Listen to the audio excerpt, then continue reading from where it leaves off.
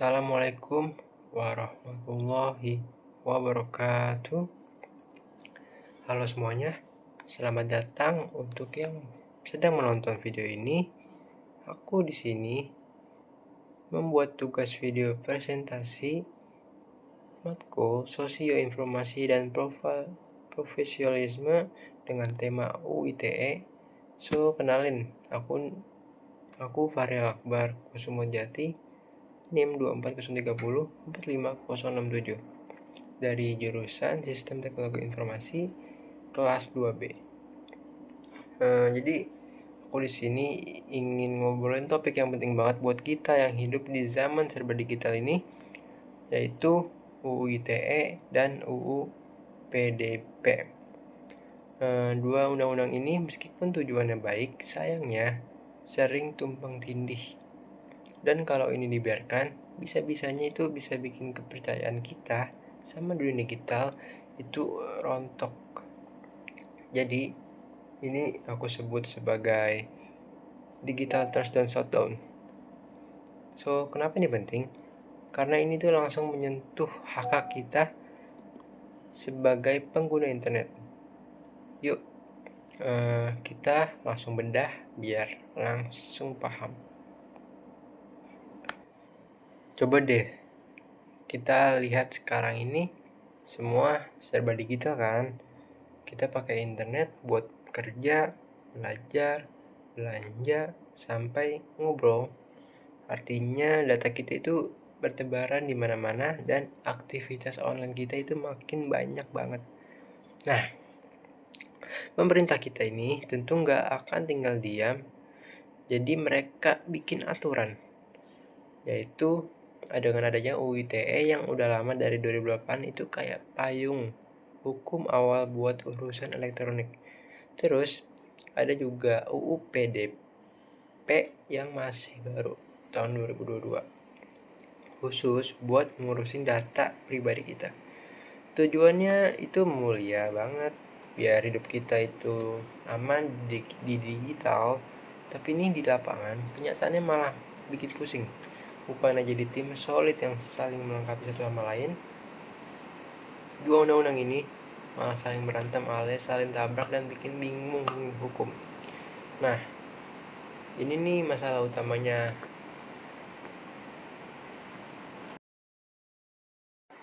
Jadi kita mulai dari UU ITE. Undang-undang ini udah ada dari 2008. Terus itu direvisi di tahun 2016. Awalnya UU ITE ini dibikin buat atur transaksi elektronik biar sah dan aman, kayak belanja online. Terus juga buat jaga keamanan informasi digital kita. Itu terdengar bagus kan? Tapi nih, dalam praktiknya UU ITE ini justru jadi terkenal karena kontroversialnya. Kenapa? Karena sering banget dipakai buat ngejerat orang gara-gara omongan atau postingannya di internet. So, kalian pasti sering dengar istilah pasal karet, kan?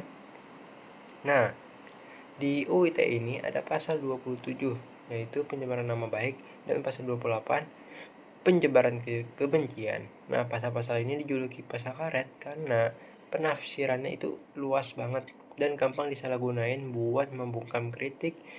Ini juga bisa bikin kita jadi nggak tenang nih kalau mau ngomong-ngomong di internet. Nah, bedanya sama UU ITE, UU Perlindungan Data Pribadi atau UU PDP ini masih fresh from the oven. Baru disahin 22 kemarin, tahun 2022. Jadi tujuan utama itu masih jelas banget, ngasih perlindungan komprehensif buat data pribadi kita.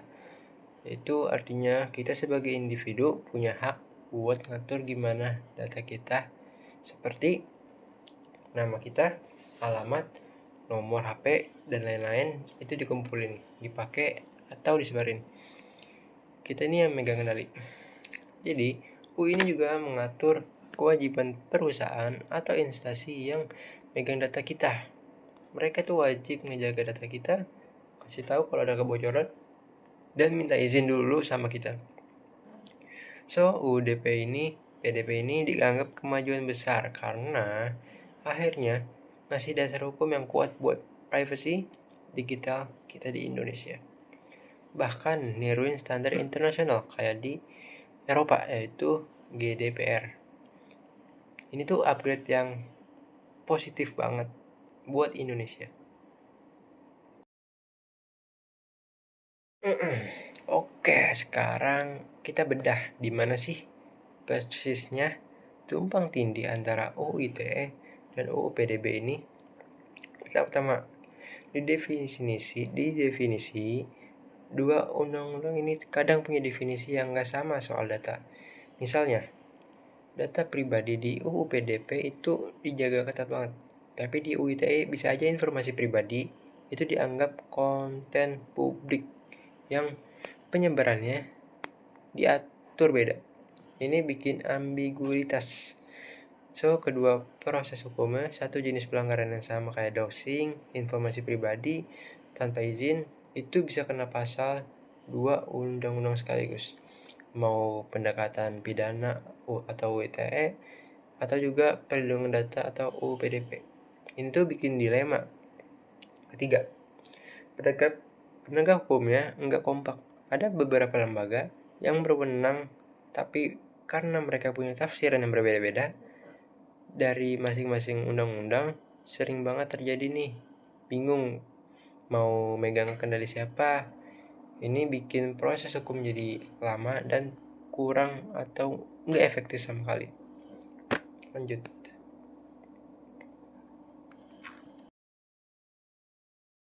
So, biar kebayang, aku kasih beberapa nih kasus atau contoh kasus nyata yang sering kita dengar.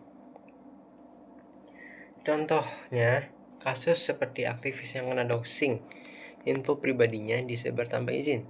Pas lapor polisi, aparatnya bingung. Ini mau pakai undang-undang ITE karena penyebaran konten atau undang-undang PDB karena ini pelanggaran data. So, penanganannya jadi nggak maksimal gitu loh.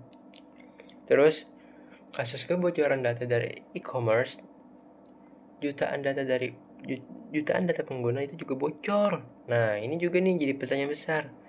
Siapa sih yang harus bertanggung jawab dan dihukum pakai undang-undang apa?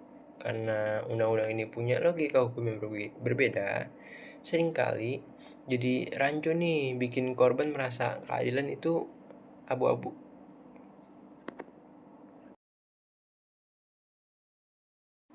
Dan inilah dampak paling parah dari semua tumpang tindih tersebut. Pertama, rusaknya kepercayaan digital kita atau digital trust. Kepercayaan ini adalah fondasi utama dunia digital yang sangat sehat. Kalau hukumnya nggak jelas, kita sebagai masyarakat jadi bingung dan takut. Kita jadi malas buat pakai internet dengan bebas, takut salah ngomong, atau takut datanya itu kenapa-napa nih. Jadi rasa aman di dunia digital jadi hilang. Terus, dampaknya juga kena ke perusahaan digital. Mereka jadi terlalu hati-hati, kadang sensor konten penggunaan seenaknya sendiri. Ini ada namanya guys, namanya itu over compliance. Cuma buat menghindari resiko hukum yang ada. Ini bisa menghambat kebebasan berekspresi. Dan yang terakhir adalah para investor jadi mau nanam modal di digital Indonesia jadi mikir berkali-kali. Kenapa? Karena hukum itu nggak pasti. Otomatis ini menghambat inovasi dan pertumbuhan ekonomi digital kita. So, jadi digital terus ini benar-benar kunci. Kalau kuncinya rusak, bisa kemana-mana efeknya.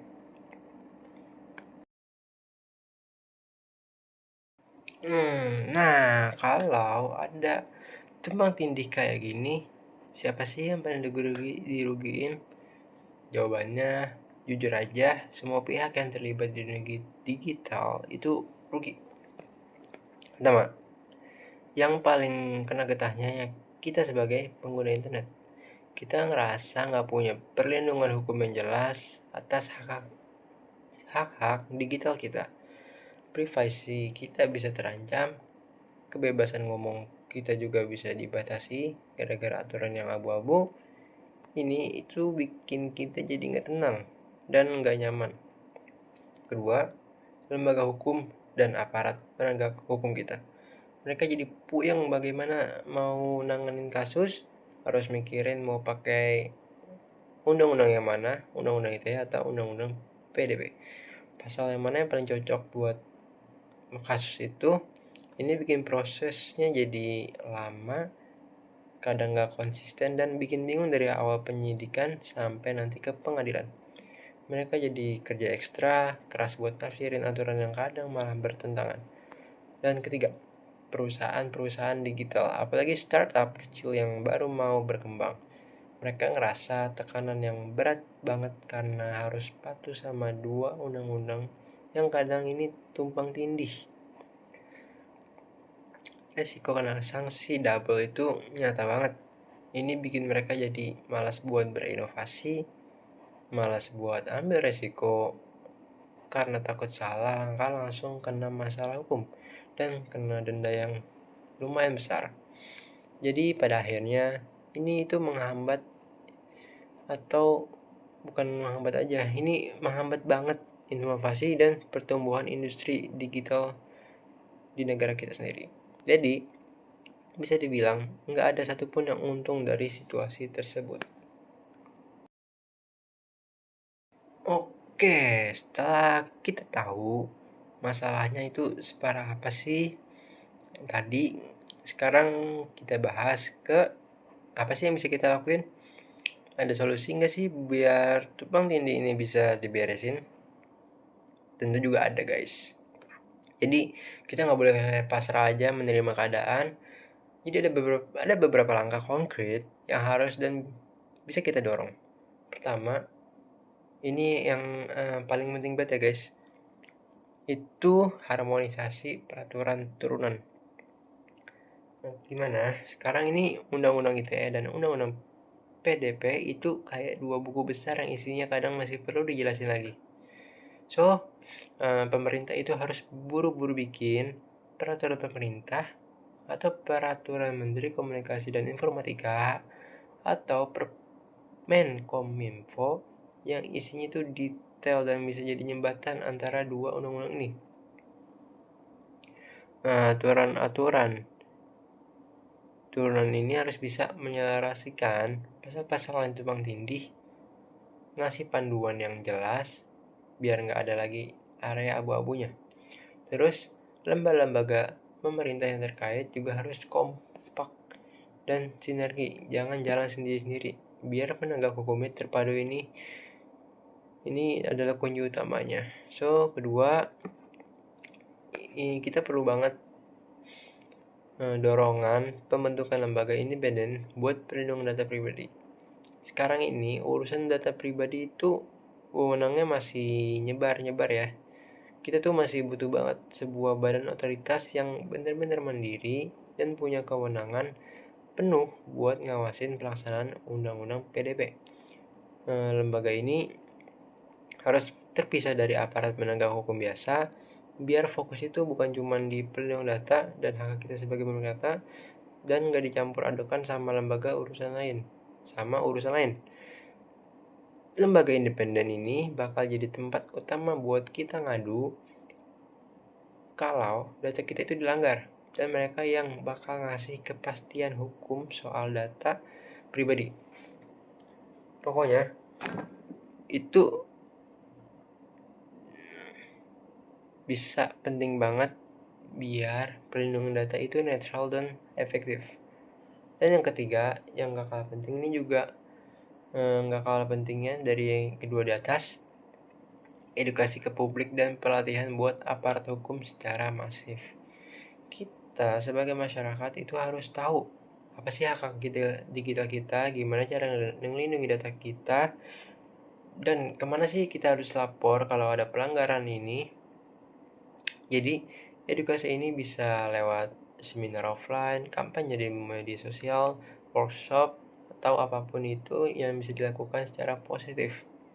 Di sisi lain, aparat penegak hukum juga mulai dari polisi, jaksa sampai hakim juga perlu banget dikasih pelatihan yang lengkap dan terus menerus tentang undang-undang ITE dan undang-undang PDP ini, dan bagaimana cara ngejalaninnya dengan baik, benar, dan adil, nggak berat sebelah. Dengan edukasi dan pelatihan yang oke, kita bisa yakin kalau penerapan undang-undang ini nggak bakal salah lagi, dan kita semua merasa lebih aman, tentram, dan sejahtera di dunia digital. Oke, karena udah semua, sebagai penutup, teman-teman semua, luar biasa banget ya tadi pembahasannya. Apa yang aku sampaikan soal tumpang tindih undang-undang ITE dan undang-undang PDB ini tuh nunjukin banget kalau aturan digital di Indonesia itu masih dalam proses yang masih belajar, penyesuaian yang dinamis, dan itu adalah sesuatu yang wajar karena teknologi itu makin terus maju ke depan, jadi aturan juga harus ikutan maju sejajar sama teknologinya. Tapi kalau kondisi tumpang tindih ini kita nggak kasih solusi yang jelas, kita bisa kehilangan satu kondisi terpenting di era digital ini, yaitu kepercayaan digital atau trust. Itu tuh ibarat napas ekosistem. Kalau nggak ada kepercayaan dari orang, jadi malas berinteraksi, inovasi juga bakal main mandek, dan ekonomi digital kita nggak bakal bisa maksimal perkembangannya.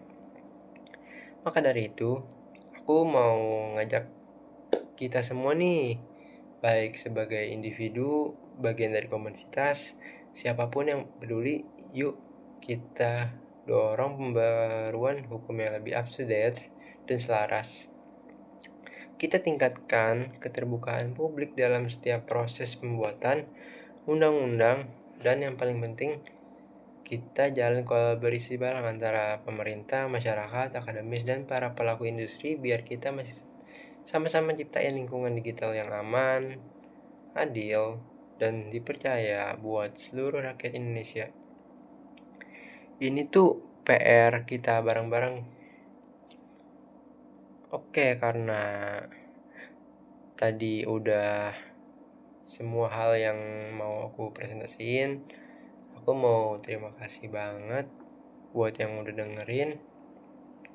Semoga yang aku sampaikan ini bisa kasih insight baru dan bikin kita mikir-mikir lagi soal hak kita di dunia digital. Itu aja dari aku. Wabillahi taufiq wal hidayah. Wassalamualaikum warahmatullahi wabarakatuh.